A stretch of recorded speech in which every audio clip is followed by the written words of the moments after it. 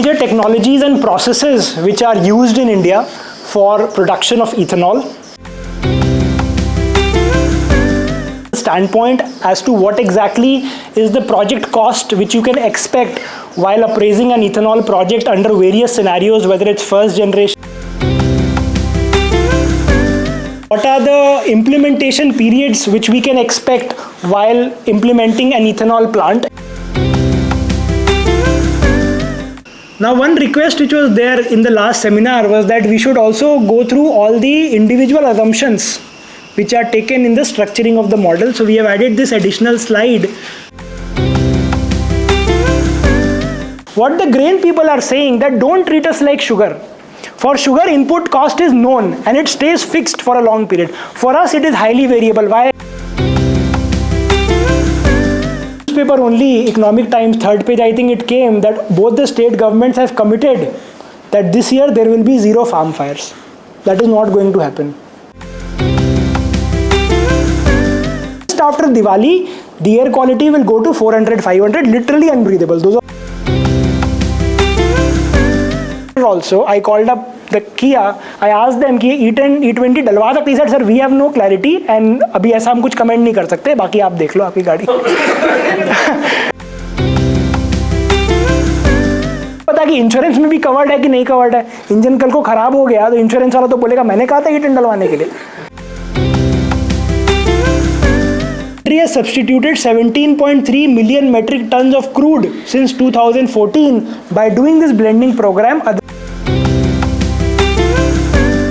Emissions have been lowered by 51.9 million metric tons in the past decade. And I'll just give a brief introduction about myself. My name is Yash Shah.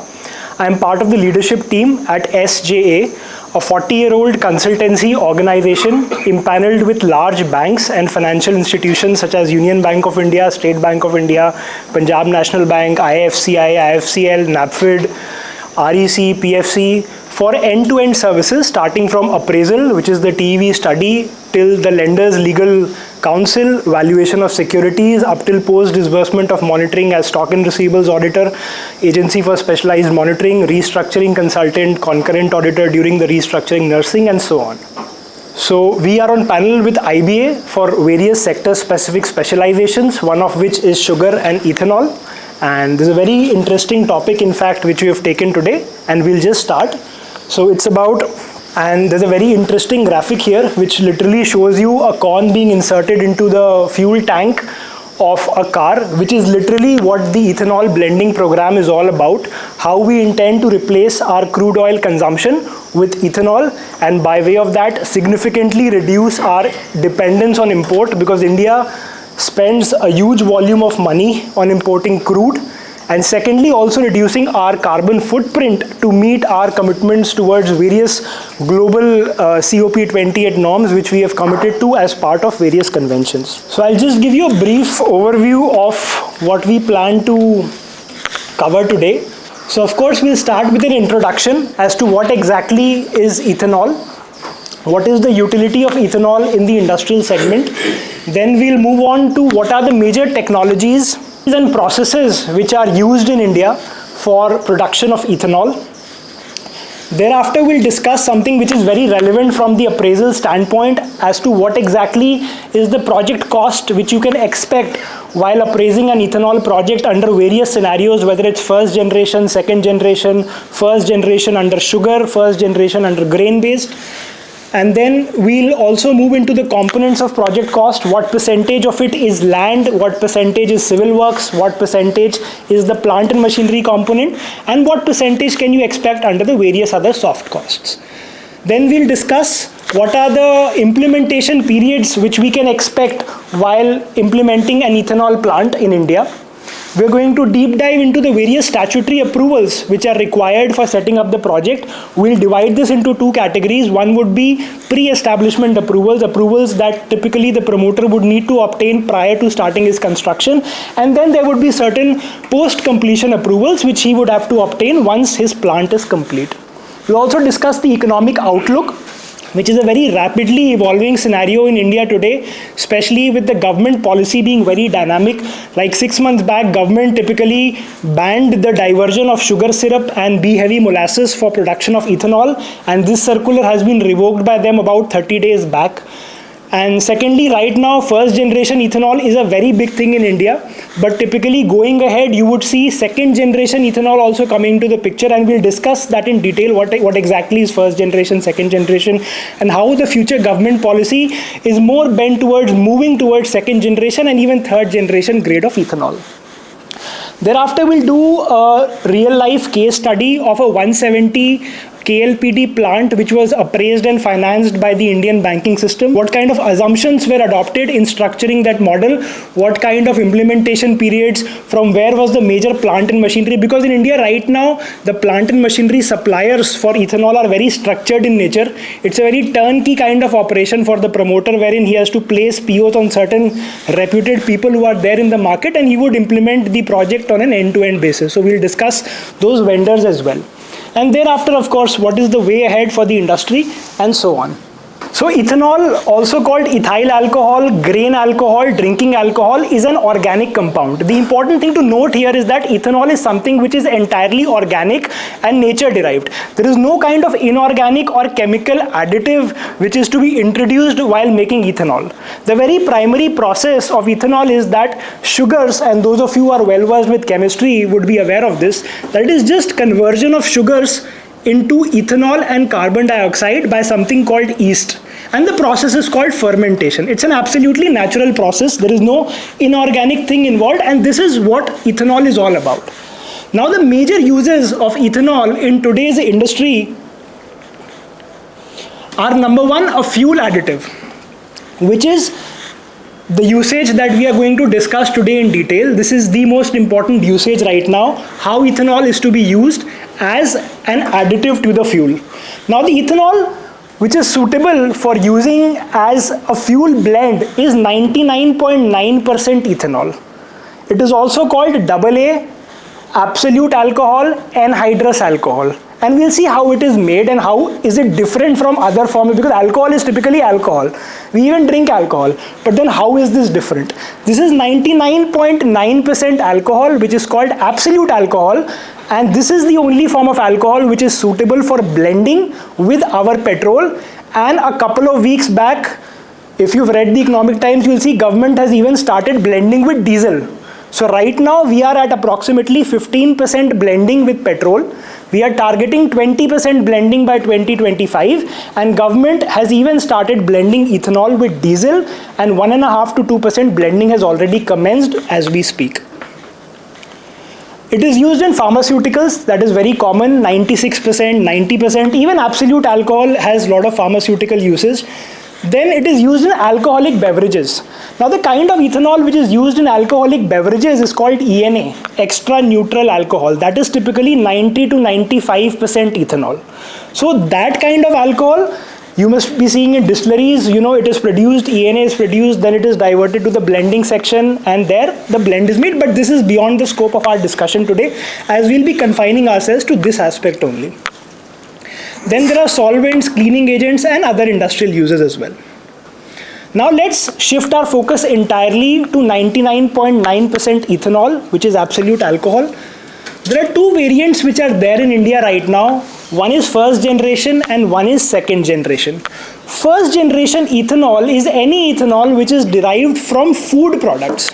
A very important characteristic is that a first generation ethanol plant will always be playing a tug of war with food security, because you have to use either sugarcane or grain to produce this kind of ethanol. In India, under sugarcane, presently sugar syrup, B-heavy molasses, C-heavy molasses is being used for producing ethanol. And on the grain side, either we are using maize or we are using rice or damaged food grains, DFG. We call it DFG, damaged food grains are being used to produce ethanol. The byproducts which are generated on the sugar side is of course bagasse, and on the grain side we get something called DDGS and CO2, and we'll see exactly in which part of the phase we are getting this DDGS, what kind of market, what kind of selling price does the DDGS and the CO2 fetch. We'll go into all that. So typically 90 to 95% of the plants which are being set up in the country right now are first generation, and typically all the proposals that you would be encountering or have encountered in the recent past will all be first generation projects. Now there is something called second generation ethanol. Second generation ethanol, a very important characteristic is that the input for the second generation ethanol is not food. It is waste like rice husk, corn cobs, wheat straw. Especially being in northern part of India, we will appreciate how big a problem is the parali. Like we're just a couple of months away and you'll see this entire air quality will deteriorate from 70 to 500 because of stubble burning. Now this is a very viable solution for that problem because 2G ethanol plant is able to convert the rice husk into usable ethanol. Now you would ask, why aren't we doing this more? That's a very obvious question. Now we are not able to do, because right now, to my knowledge, there are only 4 2G ethanol plants in the country. One is in Bathinda, one is in Panipat, one is in Assam, and one is in Odisha. These plants have been set up by HPCL, IOCL as demonstration plants along with Praj Industries, which is the main supplier of ethanol plants in the country. So they are doing this as an experiment. The problem with 2G ethanol plants right now is that they are not entirely viable in the sense that the kind of enzymes, now see, to convert the starch in grain or the starch in all these things, you require enzymes. Enzymes convert the starch into sugar. Now the enzymes which are able to convert the starch present in these rice husk and wheat straw are entirely imported. India is not able to produce those enzymes right now, so that leads to additional cost. Number 2, it requires additional power and additional processing, and that is why in totality right now it is not exactly very viable for private participation. But yes, going ahead, in fact a 3 days old development, one of the institutes of India, biotechnology institutes, they are setting up one enzyme plant which is in Manesar, which will typically produce these enzymes required specifically for 2G ethanol plants in the country. So maybe in the coming future you will be hearing more about these plants. The government target right now for 2G is 19 plants in the upcoming year, primarily being set up by oil marketing companies. So that is all about 2G ethanol plants, not very relevant from a banking perspective because all the proposals which we are getting right now and maybe getting in the next foreseeable future will all be 1G ethanol plants. The third thing is 3G ethanol plants. This is entirely under development right now. This technology is able to utilize absolutely waste material like algae and other advanced feedstocks and convert this into ethanol. This is under development stage. There is no plant in the country presently which is able to operate on this technology. Our focus right now will only be on 1G, but yes, 2G is very much relevant for a country like India because in 1G there is always a policy uncertainty. The government may get up any one fine day and said, okay, we don't want to divert food for ethanol, as they did for sugar right now. They may even do it for grain. A very big apprehension of financiers while financing any grain-based ethanol country right now is from where are you going to get the input? Do you have a procurement agreement with FCI? FCI is not entering into any procurement agreement. They are doing it as per their own stock levels and as per their own whims and fancies. So these are the 2 primary technologies in the country right now. 1G is food based and 2G is basically all farm waste based, which is being converted into ethanol. Now let us dive deeper into the relevant part of the story, which is the 1G plant. So right now there are 2 kinds of first generation plants in the country. One is a sugar-based first generation plant, second is a grain-based. 95% of the ethanol being produced is through these 2 sources.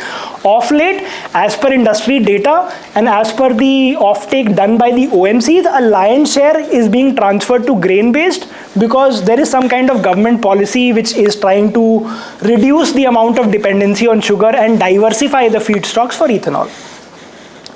So of course, in a sugar-based setup, the primary feedstocks are the sugar syrup, which gets produced at the start of the process. Typically, if you have seen a sugar mill, you have the cane yard from where the cane comes in, then fiberizer and all is there. Raw milling section is there.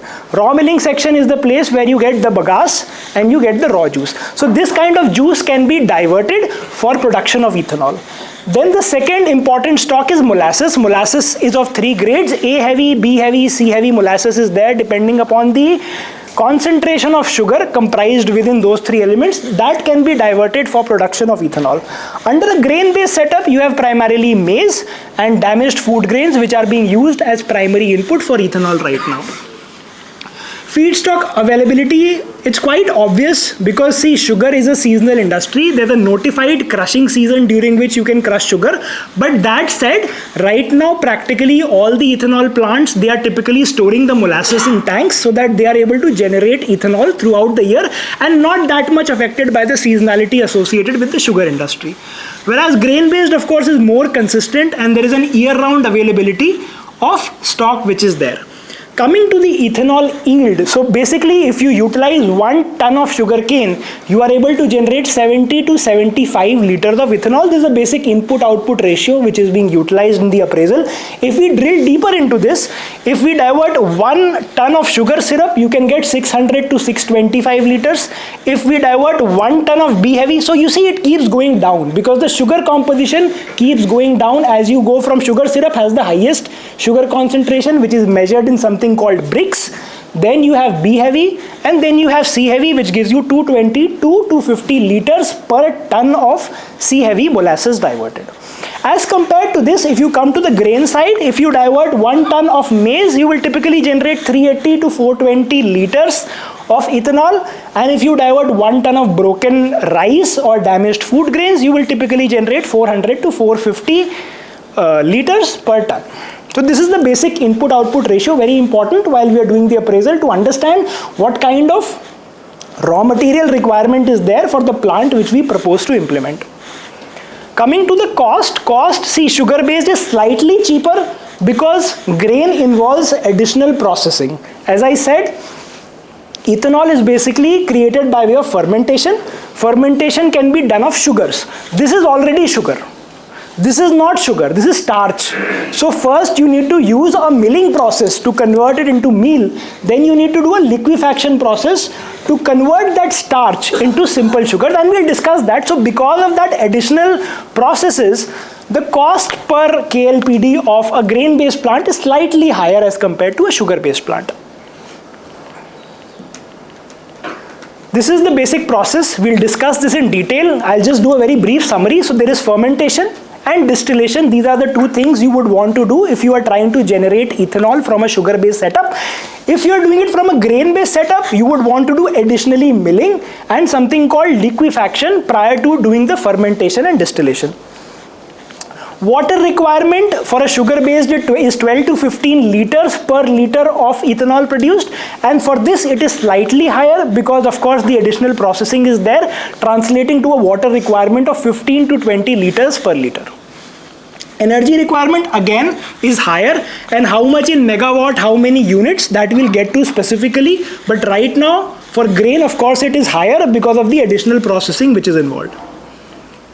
Byproducts, as you are aware, bagasse is generated in a sugar-based setup and vinasse is there, as compared to grain-based where you get DDGS, which is primarily used as an animal feed, and you also get carbon dioxide. So during fermentation, yeast generates the ethanol and a byproduct CO2 is generated, which is typically captured by all the plants and is being sold off as an additional stream of revenue. Now coming to the process flow chart, I personally feel before going into any kind of project, it is very important to understand what exactly is happening in the plant. Once we know what is happening in the plant, we'll get absolute clarity about what is the input, what kind of overheads are there, what is the output, what are the revenue streams, and thereafter of course then it comes into our domain, calculating the DSCR and everything is linked to that. So let's start with pre-processing, and I'll do a short plant tour also once we are done with this. So pre-processing is something which you would typically encounter in a grain-based setup, wherein first of all you'll do a milling. Milling is nothing but grinding the grain into fine powder called meal. One of the very popular companies in India which is supplying the grain handling system and the milling system is Can Industries. Typically 6 out of 7 out of 10 plants you would see that the grain handling system has been supplied by a certain company called Can Industries. Then once the milling is done and you get the meal, that proceeds for liquefaction. Liquefaction is nothing but supplying the meal with number 1 enzymes, number 2 heat, and number 3 pH maintenance. In this scenario, what happens is that the starch which is there in the grain gets converted first into complex sugars and then into simple sugars. Now sugar and grain are on the same level. This is also simple sugar, this is also simple sugar, and so the input in this process is grain and the output is something called mash. Mash is basically ground up grain mixed with water and enzymes.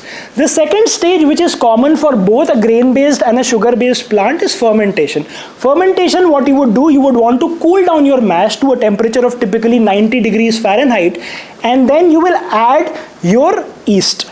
Once you add the yeast will do its process and it will convert the simple sugar into ethanol and carbon dioxide.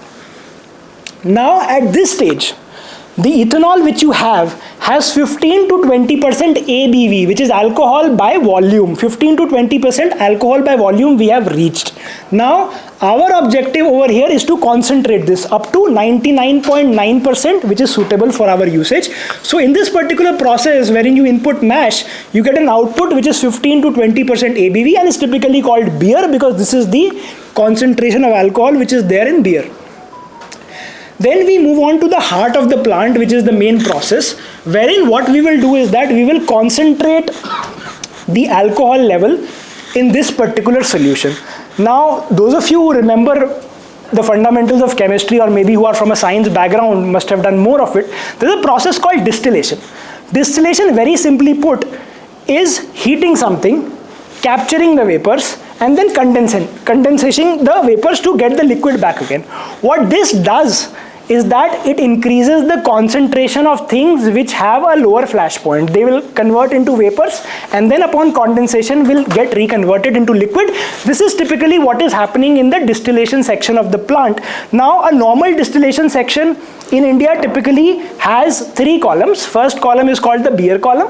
Second column is called the rectifier column. Third column is the condensation tower. Some plants adopt one more tower in between, which is called analyzer column, which does basically the same thing. So we'll not discuss that. So over here what happens is that we have beer. The beer goes into the beer column, which is the first tower of distillation, and it is heated to 170 degrees Fahrenheit. When it is heated, the vapors go in the top and you have something called spent wash left at the bottom, and we'll discuss what happens with the spent wash. Now these vapors are captured and taken into the rectifier column where they are heated again, and then again the vapors are captured. Now at this stage they have a very high concentration of ethanol, which is typically to the tune of 90 to 95%.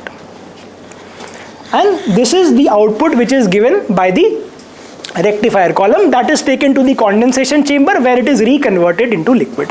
Now this liquid which I have is called extra neutral alcohol, ENA. If I want, I can very much divert this for making bottled liquor, but no ethanol plant is able to do this because on day 0 they give an undertaking to the excise department that we will not be producing any liquor in this plant. And how will I do that? I will add a poison to this substance called pyridine, which will make this denatured. That is the undertaking I give to the excise department, is that the moment I get alcohol, I will add poison to it to make it unfit for human consumption. So that is one important step which takes place here, and because of which these industries do not fall into the highly regulated atmosphere which a typical distillery would fall into, wherein the excise officer sits at the plant, counts each and every drop of alcohol moving from one direction to other.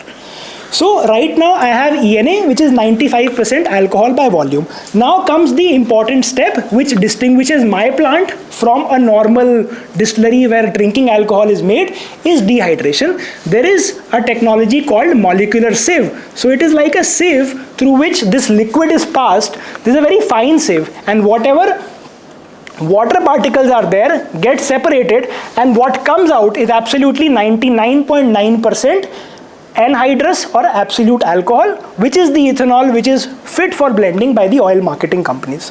So with that, I think we can do a short visualization so that we visualize everything which we discussed. So this is the typical petrol pump which is there. This is the picture of an ethanol molecule. So our story starts from all these grains. which are grown in these fields. This is the grain handling system, wherein you see the grain being dispensed, and that's an overview of an ethanol plant. This is the plant control center. So this is how the process starts. You see the corn being fed through the grain handling system. This is the hammer mill supplied by Can Industries, which is milling my maize into this fine powder called meal.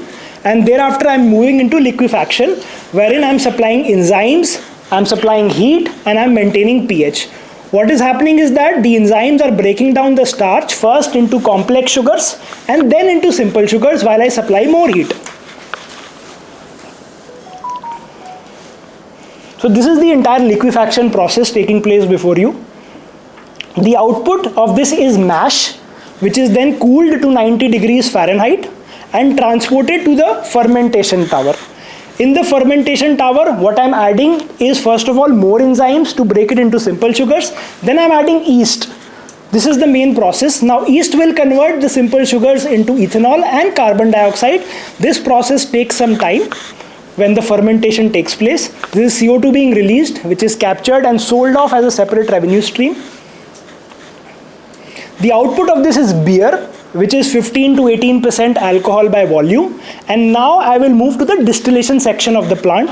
This is the beer column, this is the rectifier column, this is the condensation tower. Again in this I'll do the same thing. I'll supply heat, I'll get the vapors on top. These vapors will get diverted into the next column, which is the rectifier column. This is the spent wash which remains, and this is passed through a dryer and a centrifuge to get your DDGS, which is used as cattle feed and again a separate revenue stream for the plant. Now over here again heat is supplied, further concentrating these vapors, increasing the concentration of alcohol, and then once the condensation is complete, I have 90 to 95% alcohol by volume in this particular solution. Now this is the last stage of the plant where you visualize the molecular sieve, whose primary job is to remove all the aqueous or the water matter so that I get anhydrous 99.9% alcohol, which is stored into the tanks and transported directly to the oil marketing companies. Very straightforward process. It is not at all complicated. From the outside the plant might look very intimidating, but this is exactly what is happening. This is the cattle feed which is being generated, DDGS, and this is CO2 which has lots of industrial uses. You can see it being used in a fizzy drink. And this is the overview of the entire plant. So now I think everyone is fairly clear with what is happening in the entire plant, and we can move on to the next topic of discussion, which is the components of project cost. Now typically the total project cost which you would expect in such a plant would be in the range of 1.25 to 1.50 crores per KLPD. This can go up to 1.75, 1.6, but that's about the maximum. So this varies also. See, typically right now in India, I told you about the grain handling and the billing system. The number one leading supplier for this entire fermentation, liquefaction and distillation, it comes as an entire EPC package. The companies which are doing number one is of course Praj Industries, which all of you must have heard about. Many plants have been implemented by Praj Industries, one of the leading players, so much so that they have become very influential right now. They don't work without any advance payments. The moment you delay their payment by one day, they start diverting material. So that kind of hold they are having in the market right now. So with that hold, people have come up with more alternatives. So there is another company called Moj Industries, and this is all entirely happening in Pune. Pune is the hub for all this manufacturing. Number one is Praj, second is Moj. Then there are other companies also like Brewforce is another company which is doing these work. Food and biotech on a very small scale for small plants they are doing. But major players are these only, which are doing most of the plants. Then coming to the breakup of the project cost between various components, land and site development is 3 to 7%, which includes acquisition cost. This is typically agricultural land which is acquired at a very low rate, then the change of land use is applied for. Then there is site preparation, leveling, boundary fencing which takes place. Civil works comprise 15 to 20% of the cost because you need civil works, you need silos. Silos come under the civil component if you have the grain handling system. You need foundation and structures for all these big distillation towers which you are setting up. And then mechanical works constitutes lion's share of the cost. Mechanical works constitutes lion's share of the cost, which is 60 to 65%, and includes everything. It includes your grain handling system, it includes your milling system, it includes your liquefaction tanks, it includes fermentation tanks, the 3 distillation towers, the condensation tower, the molecular sieve, and your ethanol storage tanks. They are also made of stainless steel, so typically it's a break between mechanical and civil over there. It's not entirely civil. So this is the broad project cost, and I would say most of the plants, because we have typically done around 70 to 80 plants in the last 1 year, this is one industry where everyone has come, everyone wants to jump in, and right now as we speak there are around 200 plants being implemented of ethanol. So many financiers have in a way started moving away from it because they see it as a very oversaturated kind of industry. But that said, right now since we are at 15% blending and we plan to go to 20% blending in the future, now we have started diesel blending also, and the vision of the MOPNG is very clear as regards this, that they want to do this blending, and it's a very clear vision of the government. And with the new government coming into power, presently we don't see that there is going to be any problem as regards the offtake, although many financiers are still very apprehensive about it. Coming to the implementation period, so an ethanol plant would typically take you 15 to 21 months to implement. If you do very professionally, you engage Praj, you may even do it in 12 months if you make their payments on time. You can do it in 12 months also, but 15 months is the typical period which takes. If you go into overruns, you have problems with your financial closure and all those things, then it may go up to 21 months also. So pre-construction phase is there, which is typically 1 to 2 months. You do your site selection, which is very important because ultimately you need feedstock. You can't be paying a lot of money for getting, so either the best run ethanol plants to my knowledge are basically people who already have a very big sugar mill and they already have access to molasses. They are not dependent on anyone. They are getting financed very fast because they are able to show that their raw material tie-up is entirely met from their own sources. So 1500 KLPD plant in Bangalore, so 6 mills were there. Now entire milling is being diverted to ethanol only because it is more profitable for him. The kind of price that the government is giving, and the prices are guaranteed. So these OMCs enter into long-term offtake agreements with you. So you can always go to the bank, see input is ready, output is ready, this EPC contract I've already awarded. So bankers are very secure in that way that everything is guaranteed, and the IRR and all will ultimately realize to the bank. So site selection is there, feasibility study, initial budgeting, pre-commencement statutory approvals are there.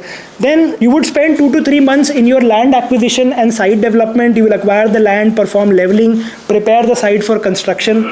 Then you will place your major POs. Of course, major POs are nothing. One is the entire distillation section that goes as an entire package, and one is the entire grain handling system if you are setting up these are the two main EPCs which are engaged in doing this particular job.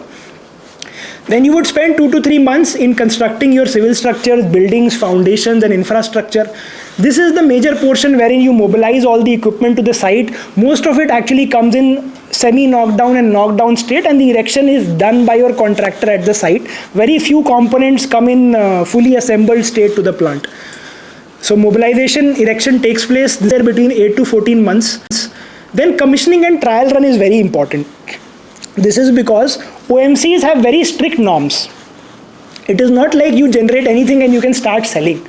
Before you can sell to any OMC, and OMCs are basically 3 only: HPCL, IOCL, BPCL. These are your 3 customers. If you want, timely payments and everything. Otherwise, there is open market also. Those things are generally not preferred by banks. They typically want an oil marketing company arrangement, so much so that one of the lenders known to us, they refused to extend the COD till the offtake agreement last date was extended. They said, we will not extend your COD, come what may, account may become NPA, but till you get me the extension, I will not extend the COD and I will not even disburse the additional fund. So that is the kind of confidence that financiers are placing in these offtake agreements. So that said, once you want to sell your ethanol to these companies, first of all, what you need is your consent to operate, which is the most important statutory approval from the pollution department. Second, you need a certification from an independent agency which is impaneled with the OMCs, displaying 15 days of continuous production at the quality level specified by the OMC.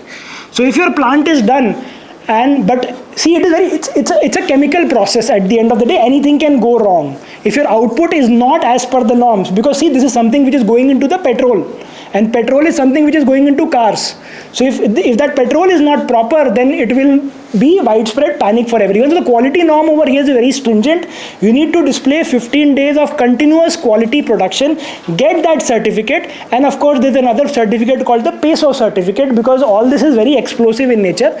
So there is a separate body called PESO which certifies that your plant is ready to handle all this inflammable material, and there will be no tragedy which will take place in your plant. Once these 3 specific approvals are in place, then your plant is ready to start participating in tenders which are floated by these oil marketing companies. So that is how typically the work is done.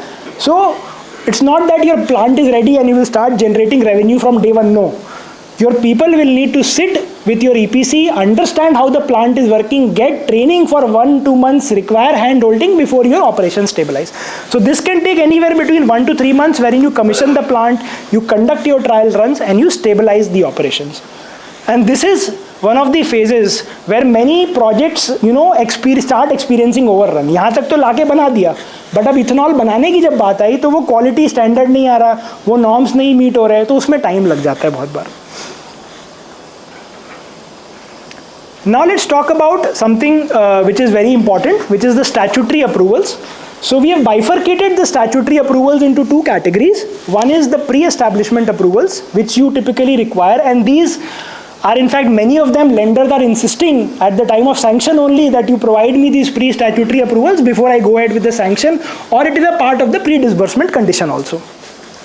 So first of all, of course, is very standard. You require the change of land use for this agricultural land, and this is governed by the state revenue code. It is different everywhere. In UP revenue code is there. Everywhere it's different.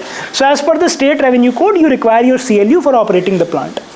Next, and which is important, is the factory plan approval under the Factories Act, read with the factories rules.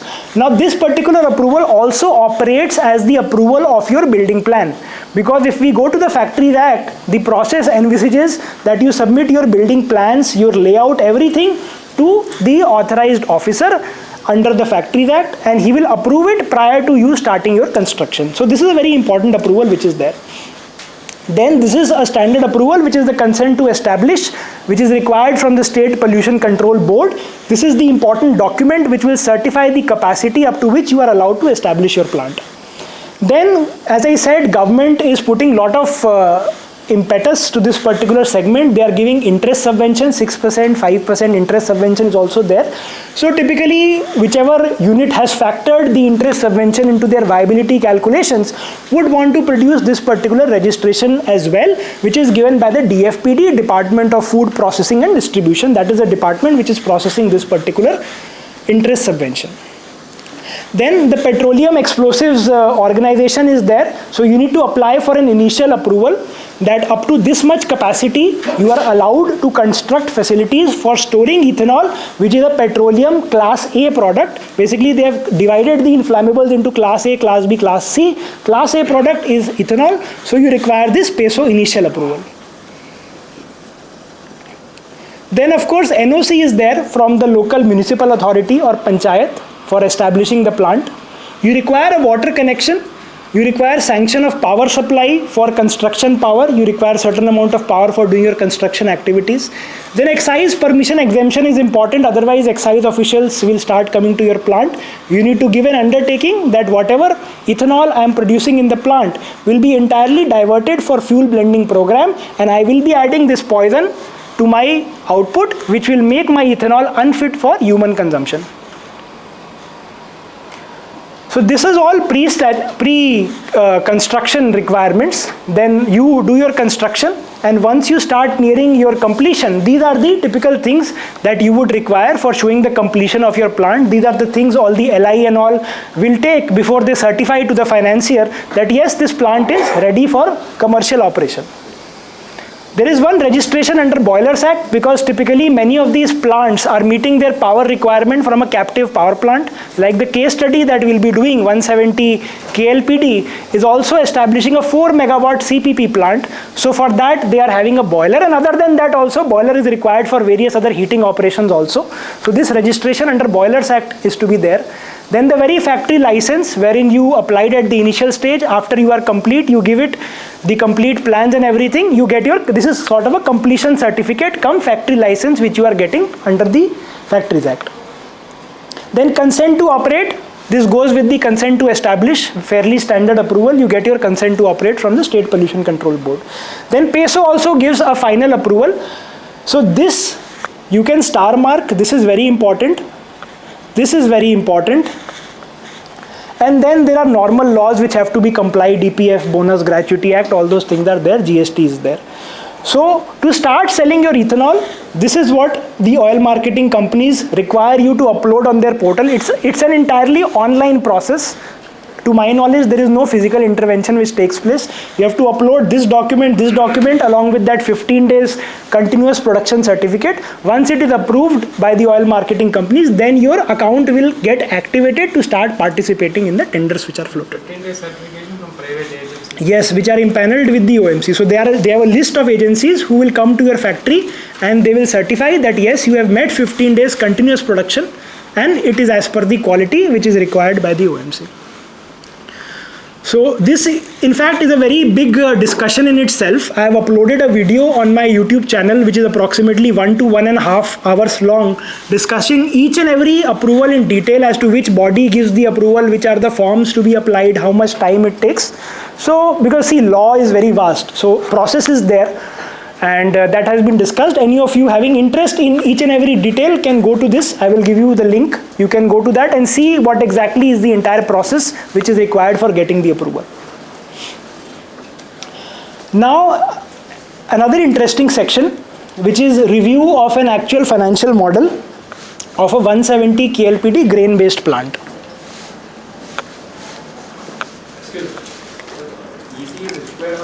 Pardon? Easy. Environmental clearance is not separately required. Your consent to establish and consent to operate, they basically see, there are 3 acts in the country which are governing this. One is the Air Prevention and Control of Pollution Act.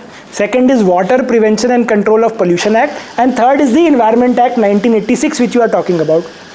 So this particular approval, if you see, which you are getting from the State Pollution Control Board, is citing the clearance for all these 3 acts. So there is no separate environmental approval involved.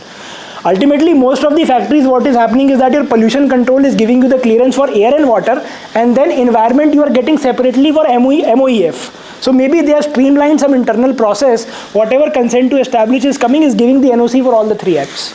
That is how it is working at the grassroots level. Fire department NOC. Fire department, PESO is actually multiple notches above the fire department. So if you have the PESO approval internally, they have exempted all these things because they do a very in-depth fire kind of thing because you are handling explosives over there. So once PESO approval is there, to my knowledge, there is no separate fire approval which is being applied for. PESO is a central government established body which is under central government. So PESO license, is it time renewable or it's a one-time? Pardon? So PESO approval. PESO approval basically, so we have seen lots of PESO approvals. What they typically have is the capacity and they have some timeline within which you have to start your operations. If you are not able to start, then you have to apply for an extension. So it is valid. One-time approval. There are 2 approvals. Renewal, whether renewal is required. You are saying after the commencement of operation. No, it's a one-time approval which is given by PESO. Maybe there may be a small renewal process. Yes. So PESO, once you start with the initial approval, you are given a certain time limit to establish your plant. If your project goes into overrun, you have to apply for extension of that. Once you are complete, you get the final approval, and I am sure there must be some annual thing which must be going on wherein they will be revalidating that particular approval that yes, you do, because explosive is a very sensitive kind of thing. It is a very sensitive area. So annually they must be renewing that license and taking some kind of fees for that. So this 170 KLPD grain-based plants, and these are actual numbers which were appraised and were accepted by the financiers for funding this project. This was being set up at a cost of 197 crores. This is the total project cost including hard cost and soft cost, which works to approximately 1.16 crores per KLPD, which is well within the industry norms for setting up these kinds of plants. Then the implementation period which was envisaged in this plant was of 15 months, wherein they had phased the entire implementation over 15 months, and then they would be structuring their COD. Funding done over here was debt was 80% and equity was 20%. The key matrices which worked out at the end of the viability calculation, average DSCR was 1.45, minimum DSCR was 1.18, and the IRR for lenders as a whole was 20.85%, all within the generally accepted benchmarks for this particular project. Then coming to profitability matrices which were forecasted, average contribution from the plant post operation was 32%. Average EBITDA margin is an important number which everyone tracks, was 19%. Again, this is generally accepted industry standard. Average PAT was 9% and capacity utilization was taken at average of 86%. These are the key profit matrices which were used in the structuring of viability. Now, one request which was there in the last seminar was that we should also go through all the individual assumptions which are taken in the structuring of the model. So we have added this additional slide wherein we will go, ultimately viability is all about assumptions. If your assumptions are rational, rest is all Excel will throw out everything else and your DSCR will come. So of course, basics, number of working days taken in this plant were 330. Capacity utilization in the initial years was 70% and was scaled up to 90% in the peak year. That was the maximum which was taken. No capacity utilization beyond 90% was taken. Input output ratio, which is very important. So per ton of grain, ethanol, as I told you in the start, 450 to 500 liters per ton of grain. So this is basically rice DFG based plant. If maize was there, maize would have generated somewhere around 380-400 liters per ton of grain. DDGS production was taken at 161 kilograms per ton of grain. Carbon dioxide production was taken at 175 kilogram per ton of grain. These are your three main revenue streams in the model. Selling prices for DFG, again these prices are notified by the government. They are not like you get it from the market. They keep changing from time to time. Government keeps tweaking them from time to time. So as of that day, DFG was selling at 64 rupees per liter. Maize based ethanol was selling at 66.07 rupees per liter. These two are from the market. DDGS was 20 rupees per kilogram and CO2 was sold at 30 to 45 rupees per kilogram. These were the selling price which were taken for forecasting revenue. Input costs. Input, basically you have two. One is your grain, which was taken at 18,000 rupees per ton. This is very dynamic in nature. It keeps going up and down because FCI keeps influencing. FCI till date has not gone ahead and committed any kind of quantity to the ethanol operation, which is very surprising, considering that one ministry is all through and through into ethanol, but no one is giving clarity. There is an obvious elephant in the room. The elephant in the room is that FCI is having so much of surplus stock. What are they going to do? Nothing. It's rotting in their godowns. So either you divert it or you give it to ethanol, because as you will see in the next slide, what kind of benefits have accrued to the country from the ethanol program are actually remarkable. So it is very important, and it is a very big demand of the GEMA. GEMA is Grain Ethanol Manufacturers Association. This is one association which they have formed. Every industry body is forming associations for lobbying. They are saying FCI should come out with a policy wherein they define as to how much grain are they going to divert for this purpose. Right now there is no clarity. They come out with tenders whenever they want. So it is very difficult for a person to plan how much grain he'll be getting from FCI, how much he has to procure from the open market. Then open market also, there is black market also. So all those things start playing into the profitability and margins. And this is one of the very important reasons why a lot of financiers are now moving away from grain-based ethanol. They are saying we will only do molasses-based ethanol project where you show me that this promoter is having one sugar factory, which is adequate to feed this plant. Then auxiliaries. So as I said, there is a 4 megawatt CPP which is adequate to power this entire 170 KLPD operation. The steam requirement is 29 TPH. So they installed a boiler of 35 TPH which was fired by rice husk. Rice husk input as per the manual of this was 5.95 TPH and 4,600 rupees per ton was the cost of powering this particular boiler. This is your entire power cost which will go into your financial model. Power is captive. Entirely captive. This particular plant was captive. 4 megawatt was there. So again, power also, there are very defined players. You can either approach someone like a Pennar Industries, who are supplying this entire boiler cum turbine for the plant. Then, so this is about power. Then coming to manpower, which is very important component because you require Power is produced from the captive power plant. Yes. grain. No, so they are procuring rice husks separately. So of course that may be procured as part of the grain procurement only. It's a byproduct. So that is how they were powering this particular boiler. Of course, boilers can be powered with anything, whatever is reasonably available. Since this plant was in Chhattisgarh, which is the rice bowl of the country, so they preferred to power it through the rice husk. So the cost of procurement was also not that high. 4.6 rupees per kilogram is not that high.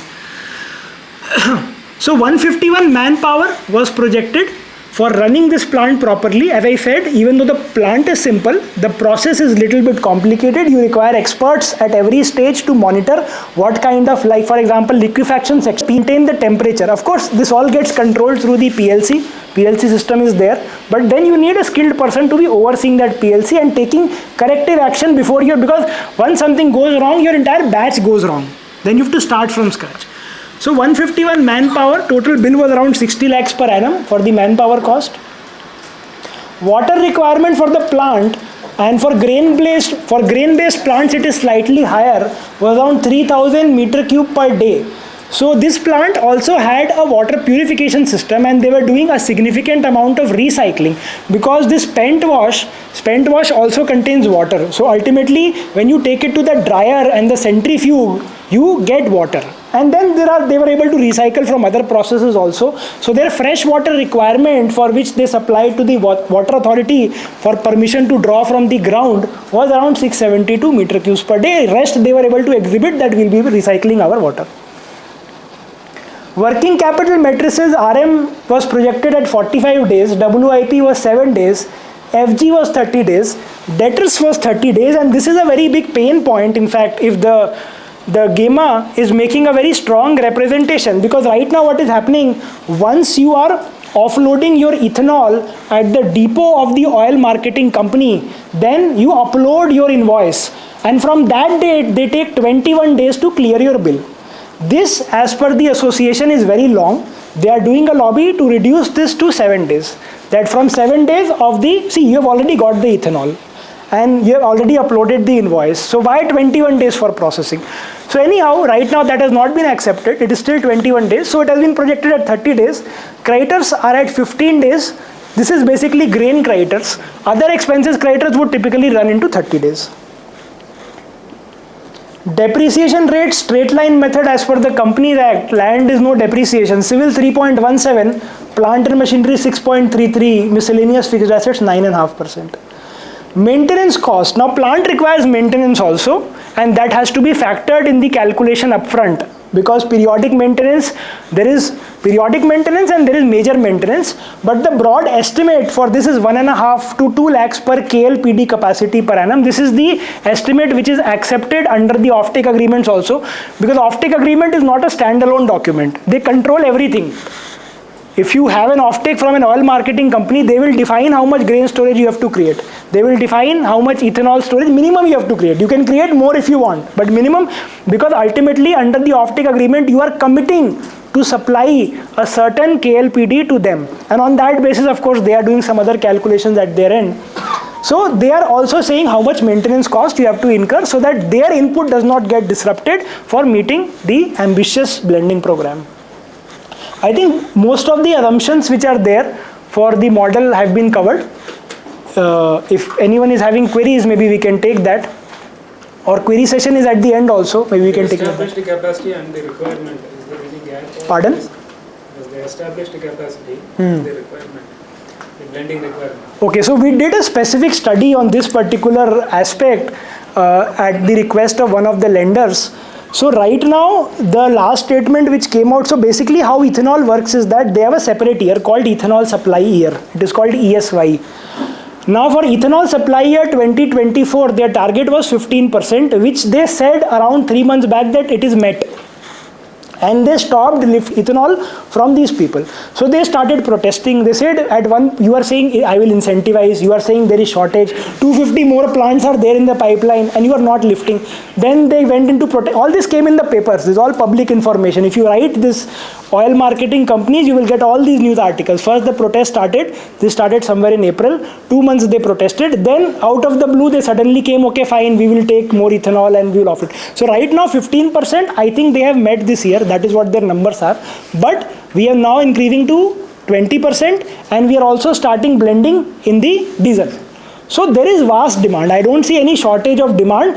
The shortage is actually not demand. Shortage is the storage capacity at their depots. So their depots have limited storage capacity. All the people can't come together.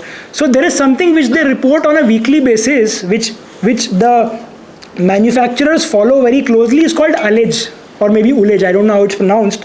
It's ullage, which is basically the amount of empty space per depot which they have on a weekly basis. So accordingly you can plan your dispatch. Okay, this depot is having empty requirement, because in a single state there are multiple depots which are there where you can choose to supply.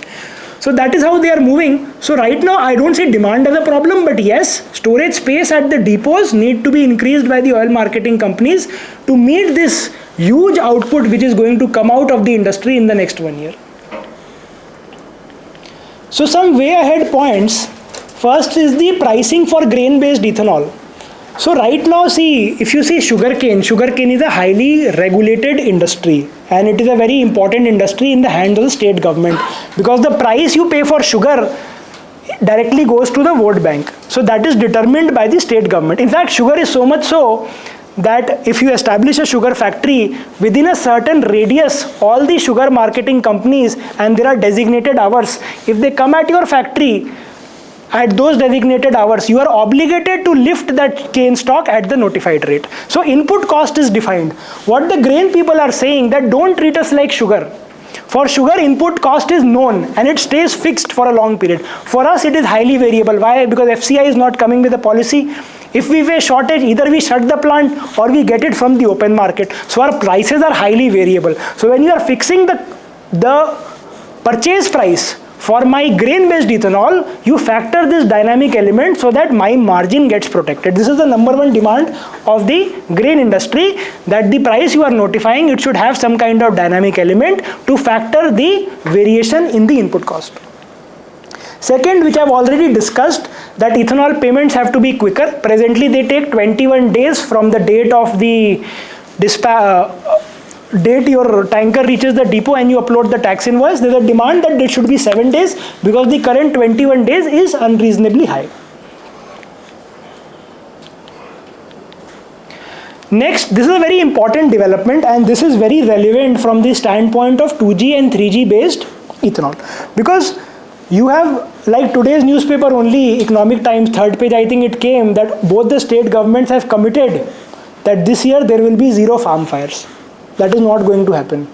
That is what I feel, because every year they say it's not going to happen, and just after Diwali, the air quality will go to 400, 500, literally unbreathable. Those of you who are living in Delhi NCR know what I'm talking about.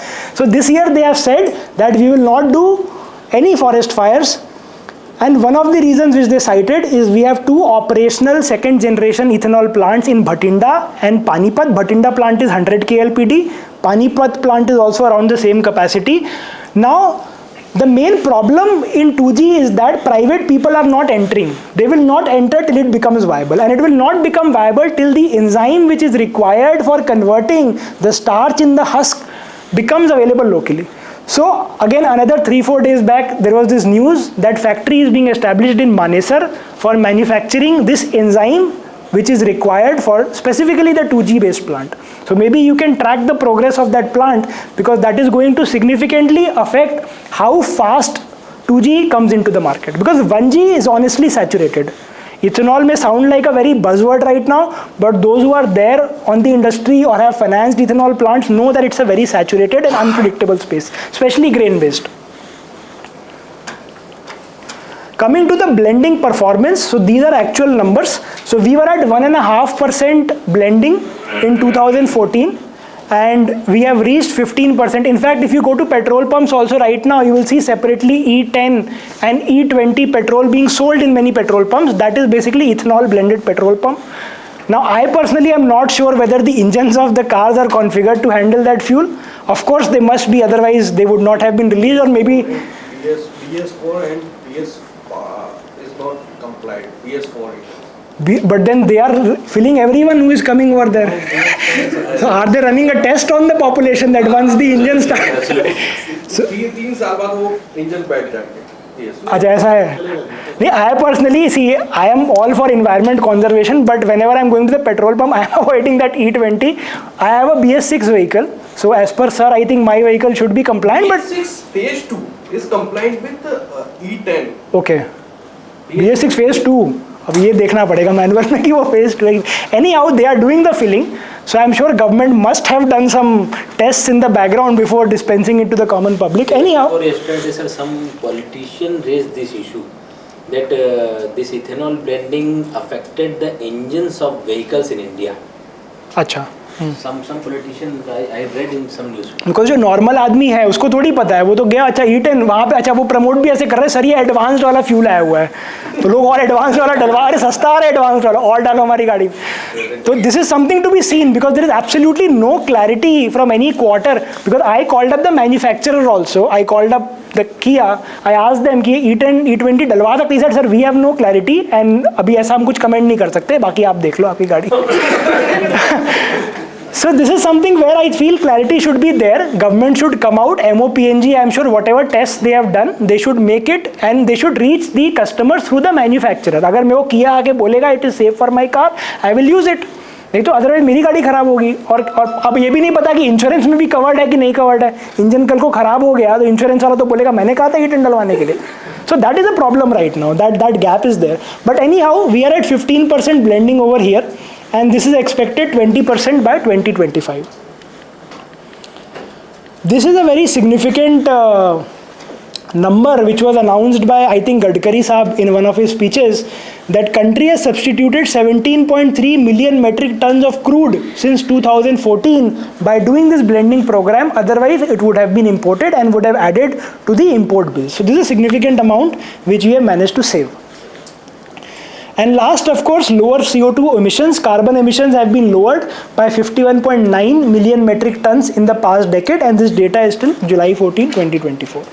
So this is the broad picture of the ethanol blending program which is there. And with that, we come to the feedback section of our seminar. I would request all of you, because we love to gather, we want this to be a two-way process. This is a QR code which you can scan. We have upgraded that way.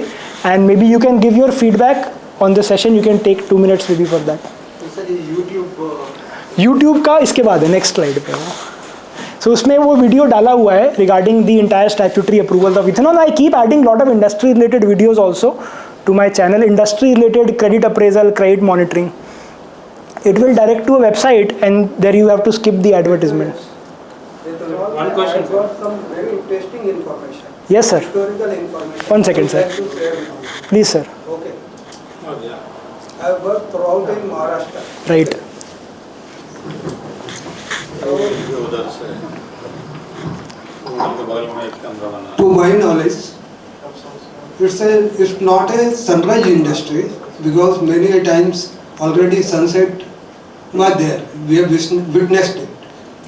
And how far you are aware, the ethanol production concept, it has come in India, I think to my knowledge, 2003 or 4, when India government was there. Okay. And a number of ethanol projects have come up and bankers have said they have burnt the finger, because very next to next year government was changed and Mani Shankar that time has become the their petroleum. So he has not carried forward the Policy of government of mixing 5%, that was they have made compulsory earlier. So and a lot of negotiation was there on the final price from the petroleum companies and ethanol suppliers, and that could not be broken. And I have seen many ethanol good plant, molecular sieve and all the technology, imported technology that time they were. They have gone NPA without commercial protection. Okay. So that was the disaster that took place due to the government policy. So government policy is the Very important aspect, yes. one of the governing factor for the success of the industry. Sir आपका ये point आपने जो भी raise किया ना that EV and hydrogen is a big challenge and ethanol blending our economy is ready or not and there are lot of ifs and buts regarding the technology and quantity available for ethanol production and a lot of challenges you have mentioned rightly, but we are having the biggest advantage in our country, that is the large chunk of population. India is the biggest market in the world, consumer market, and you see in the past also a lot of technological changes has happened, and we were having earlier 2-stroke engines, then 4-stroke engines come, and then later on diesel engines are also modified. All those things were in demand for quite a long of time. Till the time the new technology fully established, old technology, it is very difficult to just roll out from the economy or the industry. And regarding if we say EV people are still not that much comfortable because of few things. I also appreciate EV, but there are 2-3 factors. One is cost. Second, there is right now no proper battery replacement policy. How the e-waste created out of the battery after 5-6 years. Lithium-ion disposal is a very big challenge. Yeah, disposal is a very big challenge. And this ethanol, it is towards, it is going to bring us the forex gain also. Since the loss which we are going to incur because of import of oil, that is going to be compensated with in-house ethanol production. So, dealing with any credit proposal, it is always involving a lot of risk. कोई भी credit proposal ऐसा होता ही नहीं जिसमें risk ना हो, सिवाय आप लोन्स अगेंस्ट एफडी छोड़ दीजिए. मैं तो गोल्ड में भी नहीं कहूँगा, गोल्ड में भी आजकल रिस्क कितना फ्रॉड हो रहा है सर, ठीक है ना. लोन्स अगेंस्ट एफडी है सिर्फ जिसमें आपका रिस्क ना हो, वो भी अपने बैंक की. हाँ, वो भी सर उसमें भी रिस्क है. आज सुबह डिस्कस हुआ था ना, अगर हमने चार्ज नहीं चढ़ाया है ना, LCBG इशू किया हुआ है, NCLT में चला गया, उस पर चार्ज नहीं चढ़ा, वो भी हमारे पास नहीं आएगा. वो भी NCLT में पहले लीन मार्क हो जाएगा सिक्योर्ड क्रेडिटर्स को, अगर हमने उसमें चार्ज नहीं चढ़ा. Everywhere there is a risk. Definitely we are dealing in such an industry that we are always playing with fire.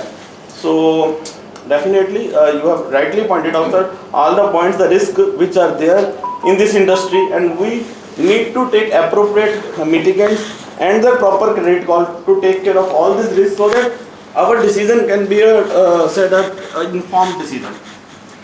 We should provide, being a technical officer and being a credit officer, to our sanctioning authority such type of information that they are in the position to take an informed credit decision, calculative risk. Correct. So yes sir, at this point I would like that already you said that so many plants are there in pipeline. Okay. Approximately 150 to 200. 150 plants are there. So if some success story there where the plants are already implemented and they are earning good amount of profit. So such cases are there that you can share with us. Definitely. That will be helpful and encouraging also. I don't say we know, but it is we have to be cautious looking to the past experience and all. On that basis I am saying, but if some success stories are there, that is to be shared so that we will have some other perspective. So coming to success stories, in fact there are multiple success stories from Bangalore and from West Bengal and Chhattisgarh also. 1500 KLPD plant, in fact financed by our bank only, is doing very well. So other than that, a lot of funding has been done in East India, especially in Chhattisgarh, West Bengal. Plants have already commenced production. These are all grain based plants. This one was a molasses based plant. Bangalore, of course, all that belt, they are getting this cane and all from Maharashtra. Most of the plants which I have seen, in fact Maharashtra, I have not encountered any plant, to be very honest. In my personal interaction, most of the plants which have done in the last 1 year are from East India and from Bangalore. These are the two regions where these plants are coming up. Sir Maharashtra में क्या हुआ था, जब ये पहले भी announce हुआ था 2007 में, गवर्नमेंट ने अनाउंस किया कि एब्सोल्यूट अल्कोहल हम लोग परचेज करेंगे. तो जो छोटे प्लेयर थे, क्योंकि प्राइज इंडस्ट्री 1 CR में 50 KLPD का प्लान रेडीमेड दे रहा था सब, तो सब लोगों ने फटाफट लगा दिए कि चलो फटाफट मिल जाएगा. और बाद में सडनली चेंज. नहीं तो इन लोग के पास क्या OMC का ऑफटेक एग्रीमेंट था कोई? हाँ सर, बड़े बड़े प्लेयर भी थे उसमें, नहीं, OMC is basically before you start your plant, they give you a commitment in writing which is called the long-term offtake agreement that once you start the plant for the next 12 years, I will purchase 80% of your capacity. क्योंकि कम से कम उस time Praj industry ने supply किया था ये package और महाराष्ट्र में कम से कम 30-40 प्लांट लग गए थे और लोगों ने ट्रेनिंग भी लेना शुरू की कि प्लांट कैसे रन कर रहे हैं एब्सोल्यूट अल्कोहल जाके ये आगे जाके बढ़ने वाला है, लेकिन प्रैक्टिकली ऐसा कुछ हुआ नहीं और जो मीडियम साइज वाला कस्टमर था वो सफ़र हो गए। प्राज भी उसमें सफ़र हुआ नो डाउट क्योंकि उन्होंने फटाफट सप्लाई करना चालू कर दिया था प्लांट का। तो ऑलरेडी मार्केट में है। Yes sir, please. The OMCs give letter like that. Yes, very much. It's a tripartite agreement. It is signed by OMC, it is signed by company, it is signed by lender. Lender is also there. Escrow का पूरा escrow account establish होता है और ये सारे comforts lenders लेते हैं before stepping into any such thing.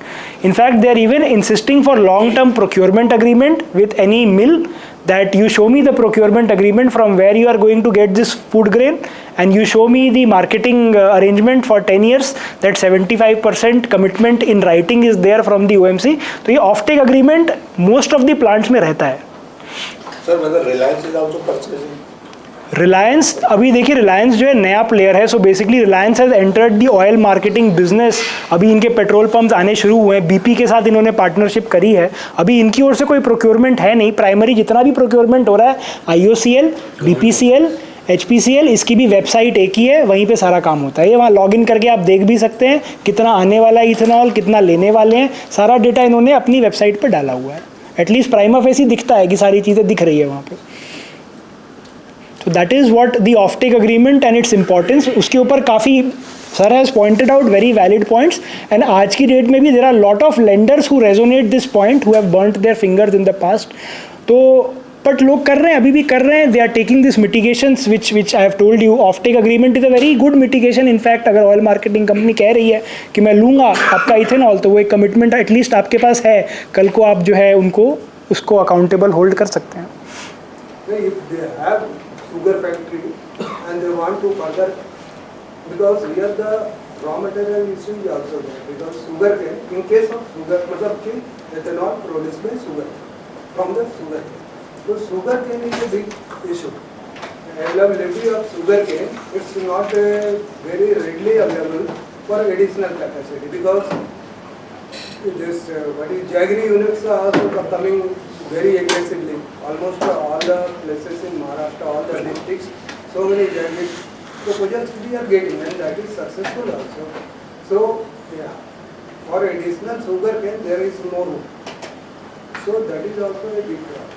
नहीं वो तो ठीक है सर. गवर्नमेंट देखो, government policy is very important and government honestly in my view बहुत ज़्यादा कॉन्फिडेंस इम्बाइब नहीं करा इन्होंने. जो ये पीछे अराउंड 6 महीने पहले एकदम से ब्लैंकेट बैन लगा दिया कि कल से शुगर सिरप और बी हैवी मोलासेस नहीं डाइवर्ट होगा. बहुत शुगर इंडस्ट्रीज़ ने प्रोटेस्ट किया क्योंकि वो लोग तो एकदम कंफर्टेबल हो चुके हैं इथेनॉल सेटअप में. शुगर बनाने की ज़रूरत ही नहीं है, फटाफट इथेनॉल बनाओ, ऑयल मार्केटिंग कंपनी को बेचो.